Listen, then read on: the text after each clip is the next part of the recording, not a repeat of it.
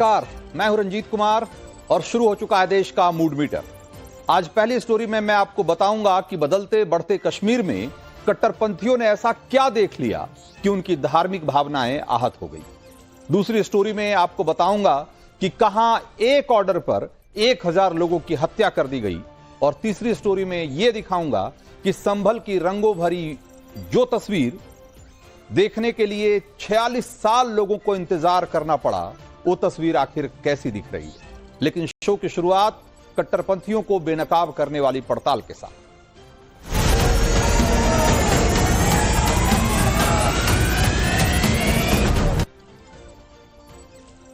तो ऐसा लग रहा है कि जैसे हमारे देश में धार्मिक भावनाएं आहत कर लेने का फैशन चल रहा है। कोई भी मुद्दा जिसका धर्म से कोई लेना देना भी ना हो या ना हो, उससे भी भावनाएं आहत हो रही है लोगों की। और ऐसा लगता है कि अब ये ट्रेंड बन गया। आपको मोहम्मद शमी का ग्राउंड पर जूस पीने वाला वाकया याद ही होगा, जिसे देखकर मौलानाओं का गला सूख गया। और इस बार होली शुक्रवार को पड़ रही है, तो इससे भी संभल में मौलानाओं की तबीयत खराब हो रही है।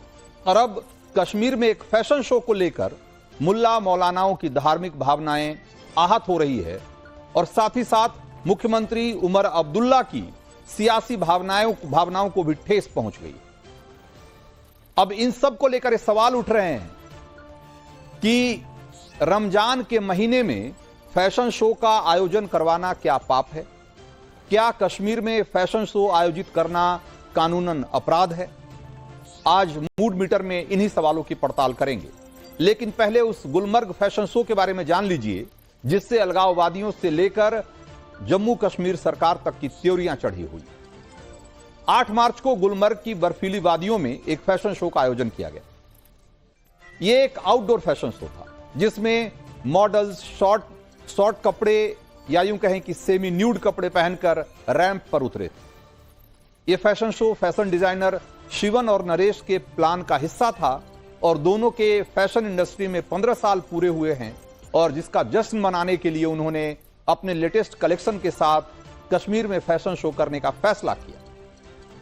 इले एक प्रीमियम ब्रांड है जो फैशन सिटी मिलान और दुनिया भर में फैशन शो करता है, और जिसके कश्मीर में होने पर लोगों को खुश होना चाहिए था कि इससे कश्मीर को दुनिया में एक फैशन डेस्टिनेशन के तौर पर पहचान मिलेगी और वहां फैशन इंडस्ट्री को बढ़ावा मिलेगा। लेकिन नहीं, इस फैशन शो को देखकर मुल्ला मौलानाओं से लेकर अलगाववादियों तक और यहां तक कि जो पॉलिटिशियन है उस सबको गुस्सा आ गया।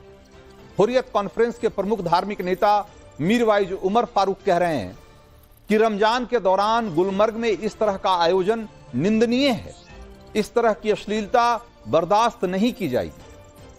पीपल्स कॉन्फ्रेंस के अध्यक्ष सज्जाद लोन कह रहे हैं कि रमजान के पवित्र महीने में गुलमर्ग में फैशन शो का आयोजन बिल्कुल भी नहीं किया जा सकता और इस तरह के आयोजन के लिए बिल्कुल अच्छा समय नहीं था।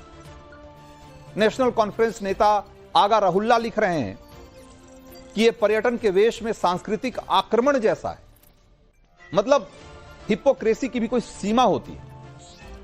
अब पहले यह तय कर लीजिए कि कश्मीर में फैशन शो हुआ इससे दिक्कत है या रमजान के महीने में फैशन शो हुआ इससे दिक्कत है। मुख्यमंत्री उमर अब्दुल्ला तो कश्मीर में फैशन शो की खबर सुनते ही शौक में चले गए हैं, क्योंकि मुस्लिम धर्म के ठेकेदारों की सिर्फ धार्मिक भावनाएं आहत होती है। फारूक अब्दुल्ला की तो धार्मिक और सियासी दोनों तरह की भावनाएं आहत हो गई। एक बार सुनिए जरा उन्हें। कुछ लोगों ने ये कहा कि रमजान के पाक महीने में ये नहीं होना चाहिए था। मैं तो ये मान के चलता हूं कि जो मैंने देखा वहां पर, वो तो रमजान छोड़िए साल के किसी भी दिन वो नहीं होना चाहिए। लेकिन मैं एक बात यहां क्लियर करना चाहता हूं, हुकूमत की तरफ से इसमें कोई रोल नहीं था। ये प्राइवेट पार्टी थी, हुकूमत से कोई इजाजत नहीं मांगी गई, हुकूमत से कोई पैसे नहीं लिए गए। इंतजामिया को वहां कहा गया है कि अगर कहीं पर भी इसमें कानून के खिलाफ कोई बात हुई हो, अपनी तहकीकात मुकम्मल करके अगर जरूरत पड़े तो मामला पुलिस के हवाले किया जाए। तो आपने कहावत तो सुनी ही होगी कि बेगानी शादी में अब्दुल्ला दीवाना। गुलमर्ग के फैशन शो पर सीएम अब्दुल्ला का रिएक्शन कुछ वैसा ही है। जिसके बारे में आपको आगे बताऊंगा, लेकिन पहले सीएम अब्दुल्ला के बयान का मतलब समझिए। वो कह रहे हैं कि रमजान ही नहीं बल्कि कभी भी कश्मीर में फैशन शो नहीं होना चाहिए। तो क्या सीएम उमर अब्दुल्ला कश्मीर में फैशन शो बैन कर देंगे? उमर अब्दुल्ला के मुताबिक इस्लामिक संस्कृति में फैशन शो हराम है। तो क्या सीएम अब्दुल्ला कश्मीर को इस्लामिक राज्य बनाना चाहते हैं? उमर अब्दुल्ला के मुताबिक फैशन शो करने वालों पर कार्रवाई होनी चाहिए। तो क्या वो ये कह रहे हैं कि पूरे देश में फैशन शो कहीं नहीं होने चाहिए? क्योंकि कश्मीर तो भारत का अभिन्न अंग है और अब तो कश्मीर में कोई अलग कानून भी नहीं। कट्टरपंथियों, चरमपंथियों और अलगाववादियों की भाषा है जो है वही उमर अब्दुल्ला भी बोल रहे हैं। वैसे तो उमर अब्दुल्ला खुद को बड़ा प्रोग्रेसिव और उदार दिखाते हैं, लेकिन कश्मीर में एक फैशन शो क्या हो गया, उमर अब्दुल्ला ने तो अपनी असलियत ही दिखा दी। उमर अब्दुल्ला कह रहे हैं कि वो फैशन शो के आयोजकों पर कानूनी एक्शन लेंगे, लेकिन वो ये भी कह रहे हैं कि ये फैशन शो एक प्राइवेट आयोजन था। ये फैशन शो प्राइवेट होटल में हो रहा था, लेकिन आरोप तो ये भी लग रहे हैं कि जिस होटल में फैशन शो हुआ वो होटल भी उमर अब्दुल्ला के रिश्तेदार का था। और विपक्षी पार्टियों के नेता तो यहां तक कह रहे हैं कि फैशन शो उमर अब्दुल्ला की इच्छा से ही हुआ। आप सुनिए जरा, फिर फैशन शो पे सवाल उठाने वाले, बवाल मचाने वाले ऐसे लोगों से कुछ और सवाल पूछेंगे, जिससे कि बहुत मुमकिन है कि उनकी धार्मिक भावनाएं फिर से आहत हो जाए। हमने खुद देखा कितनी वाल्गर फोटोग्राफ्स आ रही थी, उसके बावजूद उनने इवेंट नहीं रुकाया। The most unfortunate part is कि इसके जो स्पॉन्सर थे वो सारे लोकल स्पॉन्सर थे। वो तो जब ये बात इस पे पर्दा उठा, फिर जाके उमर साहब अब कह रहे वो FIR रजिस्टर करेंगे। तो ही वेरी वेल न्यू कि ये इवेंट हो रहा है। तो उमर साहब ऐसी संस्कृति यहाँ प्रमोट करना चाहते हैं, शराब, स्किम्पी क्लोथिंग, ये आपने देखा कितना वल्गर कपड़े पहने थे, एंड वो भी माह रमजान के महीने में ये प्रमोट करना। ऐसा कैसे हो सकता है? आपके घर के, आपके रिश्तेदारों के इस होटल में इतना बड़ा फंक्शन हो रहा है और आपको नहीं पता। और आज जब बात उठी रिलीजियस लोगों से, शायद वहां पे, मुझे नहीं उस बात की जानकारी, आज आप हाउस को बोल रहे मैं इंक्वायरी करवाऊंगा। इंक्वायरी आप कराएं अपने घर वालों की, अपने रिश्तेदारों की, जिन्होंने ये प्रोग्राम कराया। दूसरे सबसे बड़ी बात, वहां पे जो शराब की बात उठी है, जो सेवन हुआ है, क्योंकि इसमें बार तो नहीं है, that mean short term bar license दी होगी, तो वो शॉर्ट टर्म बार लाइसेंस के मिनिस्टर भी यही है नैने में।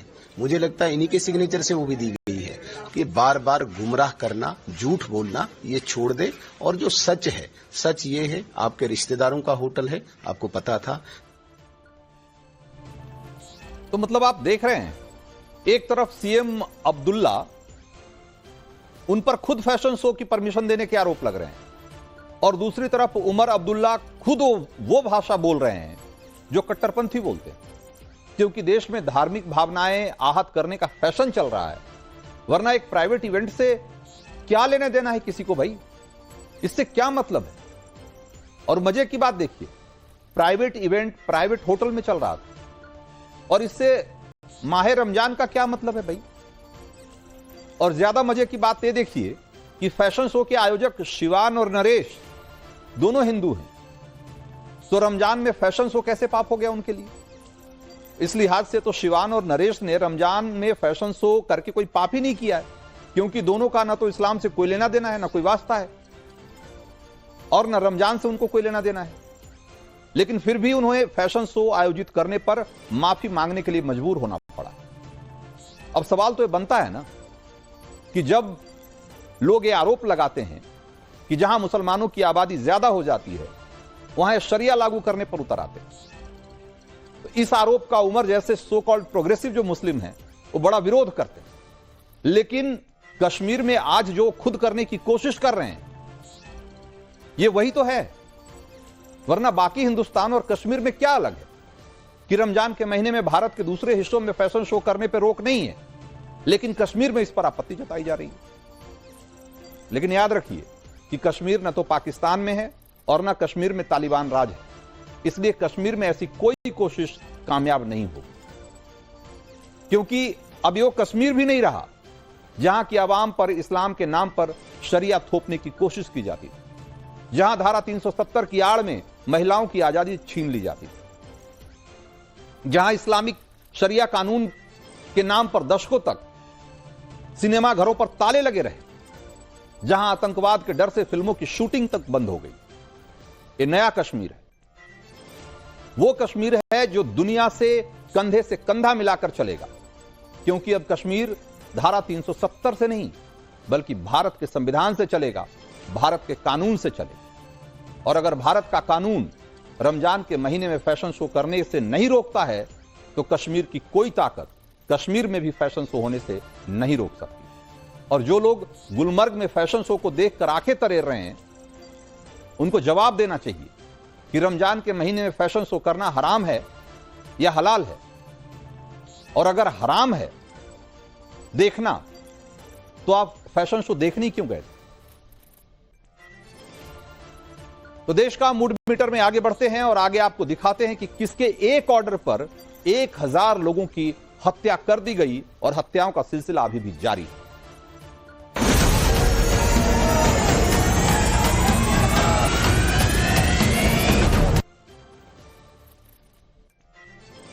तो रमजान के मौके पर या महीने में रैंप वॉक के खिलाफ जो कट्टरपंथी हल्ला मचा रहे हैं, उनका डबल स्टैंडर्ड देखिए जरा।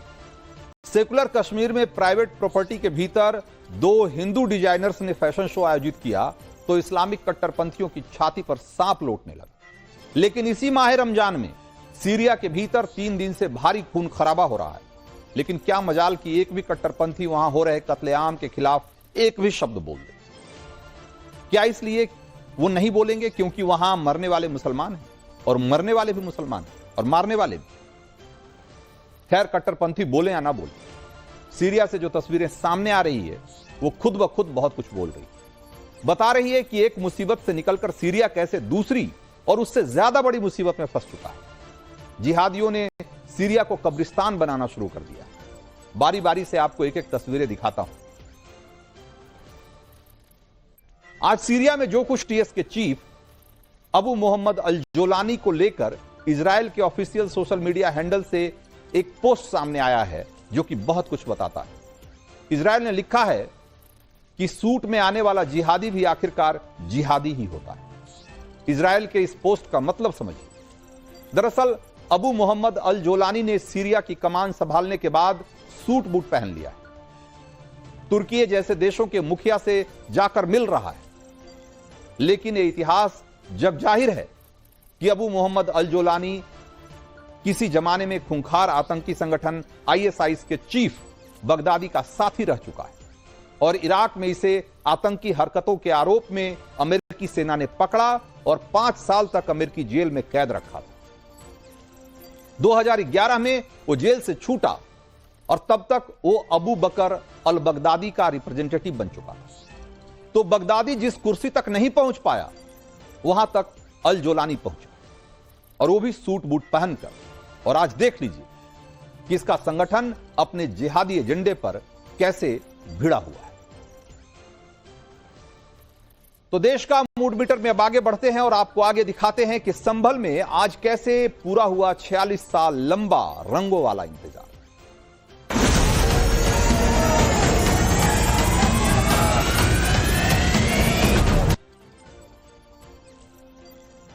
तो देश का मूड मीटर की तीसरी खबर रंग भरी एकादशी की धूम की। रंग भरी एकादशी वैसे तो देश में कई जगहों पर बहुत धूमधाम से मनाई जाती है, लेकिन इस बार सबसे खास तस्वीर यूपी के संभल और वाराणसी से आई।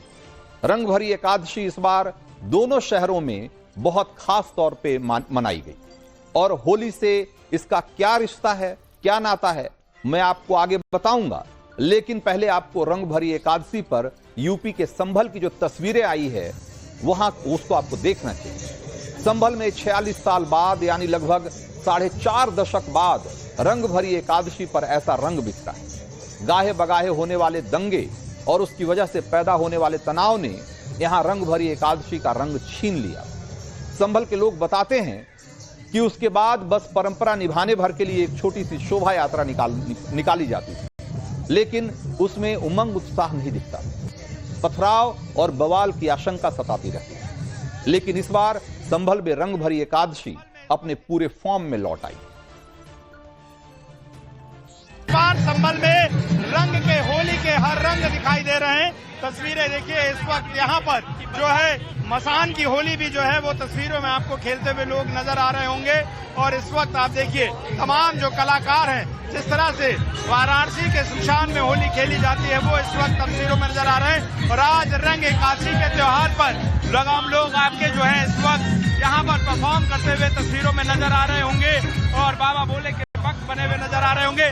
और बड़ी सुरक्षा की व्यवस्था के बीच इस वक्त यहाँ पर जो है आप देखें तो यहाँ पर जो होली है वो संभल में इस वक्त खेली जा रही है। और ब्रज और वृंदावन के आधार पर यहाँ पर भी बड़े पैमाने पर रंग एकादशी का जो जुलूस है वो निकाला जाता है। और भारी सुरक्षा व्यवस्था के बीच में इस वक्त संभल में भी जुलूस निकाला जा रहा है और इन परंपरागत रास्तों से होकर गुजर रहा है, जहाँ पर अमूमन होली के दिनों में इन दिनों में लोग थोड़ा बसते निकलते थे। तो संभल में पहली बार रंग भरी जुलूस में महिलाएं शामिल हुई और जुलूस में सनातन के झंडे लहरा रहे हैं। जुलूस में लोग हर्षोल्लास के साथ रंग गुलाल खेल रहे हैं। डीजे की धुन पर लोग थिरक रहे हैं। सड़कें फूलों की पंखुड़ियों और गुलालों से पटी दिखाई दे रही है।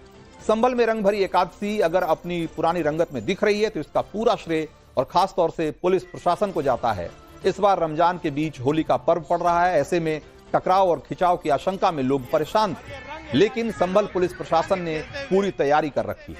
तस्वीरों में आप देख सकते हैं कि पूरे इलाके में पहले से पीएससी की तैनाती है, सीसीटीवी लगा हुआ है। संभल के सीईओ अनुज चौधरी खुद जुलूस के साथ निगरानी कर रहे हैं। संभल एकादशी के जुलूस का जो रूट है वहां से संभल की वो विवादित इमारत जिसे हिंदू पक्ष हरिहर मंदिर मानता है सिर्फ 100 मीटर की दूरी पर है। ऐसे में यहां लॉ एंड ऑर्डर मेंटेन करने के लिए पुख्ता इंतजाम किए गए। 24 नवंबर की हिंसा के बाद इस इलाके में 2 पुलिस चौकियां बन रही है और उससे भी माहौल में सुधार हुआ है। बिल्कुल चिंता की आवश्यकता नहीं है। रंग एकादशी में सभी जुलूस से सत्ता से निकल रहे हैं, सभी में उल्लास है और पूरी शांति व्यवस्था के साथ जुलूस निकल रहे हैं और उल्लास के साथ पर्व मनाया जा रहा है। जो रंग खेलना चाहते हैं मन से खेलें, वो बिल्कुल जो मन से खेलना चाहते हैं मन से खेलें और जो नहीं खेलना चाहते हैं वो दूसरे के लिए अवरोध न उत्पन्न करें। तो ये तो थी संभल की रंग भरी एकादशी की रौनक। और अब आपको ले चलता हूं बाबा नगरी विश्वनाथ की नगरी वाराणसी में, जहां रंग भरी एकादशी पर दुनिया की सबसे अनूठी होली की शुरुआत हो जाती है। ये मसाने की होली कही जाती है। शमशान में जलने वाली चिताओं की भस्म की होली जो शोभा यात्रा निकालकर खेली जाती है। और वाराणसी की मसान की होली की शोभा यात्रा की तस्वीरें मैं आपको दिखा रहा हूं। भगवान शंकर पार्वती महाकाली का रूप बनाकर कलाकार वाराणसी की इस खास होली में नजर आते हैं और शोभा यात्रा में हर साल की तरह संत महंत साधु सन्यासी सभी मौजूद हैं। लेकिन इस बार की मसाने की होली इसलिए भी खास है क्योंकि प्रयागराज महाकुंभ में आने वाले बहुत सारे नागा साधु भी इसमें शामिल हैं। और ये आपको जो हम तस्वीरें दिखा रहे हैं, आप देखिए कि ये होली कितनी खास होती है। वाराणसी में इस होली का इसलिए भी खास महत्व है क्योंकि ऐसा माना जाता है कि माता पार्वती के साथ विवाह के बाद भगवान शिव इसी मौके पे मतलब आज ही के दिन काशी पहुंचे थे और इसीलिए इस जो दिन है इसका बहुत खास महत्व होता है। तो चलिए आज देश का मूड मीटर में इतना ही। प्रधानमंत्री नरेंद्र मोदी ने गुजरात के जामनगर स्थित रिलायंस ग्रुप के वनतारा वन्य जीव बचाव केंद्र का जो दौरा किया उसकी कुछ तस्वीरें आपको दिखाता हूं, जिसमें वो शेर के शावकों के साथ दूसरे कई वन्य जीवों के साथ समय बिताते देखे गए। आप भी देखिए ये बेहद खास वीडियो।